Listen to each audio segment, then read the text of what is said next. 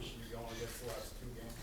Yeah, it's picked up this week. A lot of guys are excited going into another SEC game, and especially with it being Georgia, one of the oldest rivalries we have. So it's a lot of excitement this week. How is that translated into practice? It's translating a lot. Guys are more focused. Guys seem more, excited to practice, to get better.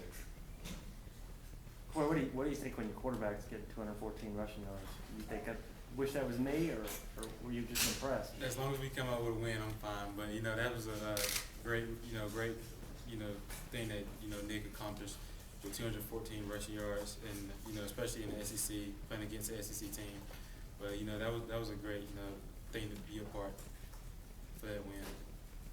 Corey, not talk is one game at a time on practice at a time. How much do the players buy into that? Are you guys looking ahead, or are you guys really focused on that one game at a time? We really focus, one game, one practice at a time. Coach always talked about that, and the guys have bought into that. And, we try not to look ahead. Just get better day by day. Have you thought about what it could mean? You beat Georgia, then what the Iron Bowl could mean, and after that, have you guys thought about that at all? Talked about it? Not probably individually. You're often on your own time thinking about it, but as a collectively, as overall as a team, we have it. How hard is it to shut a lot of that out though? Because everybody's, I'm sure you get people coming up to you saying, hey, if you guys do this, do you have a hard time shutting that out? Yeah, it is hard. Looking into the future, what could happen, but after you come back here to the complex every day and hear Coach Malzahn, preach every day, just take it every day, day by day. It helps out a lot. Corey, how rewarding is it for you to be a big part of things after you get to this point, these big games coming up, after basically having to watch most of the last season?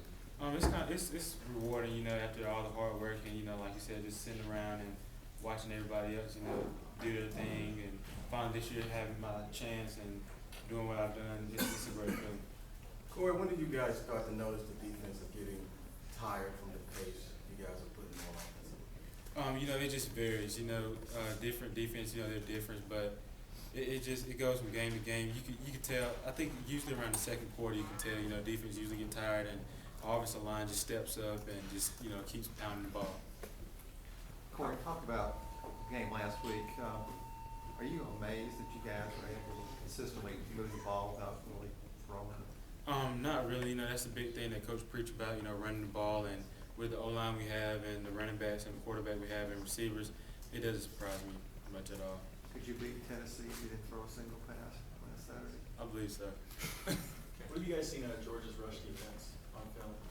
A great defense. I think this will be one of the best defense that we've played this year. It will be a challenge, but I think we can step up to that challenge. Do you have any concerns about being able to throw the ball if you need to? No, sir, not really. Our passing game is still there. It's just we've been doing, running the ball, and we've been great at doing that. So somebody can't stop it. Why stop doing it?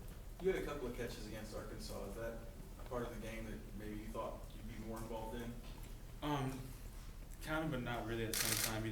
That was just a couple plays that we was trying to get a couple yards on that we thought maybe it would work from what the defense was trying to do. But yeah, at that same time, I think that was kind of like a plan for that game also.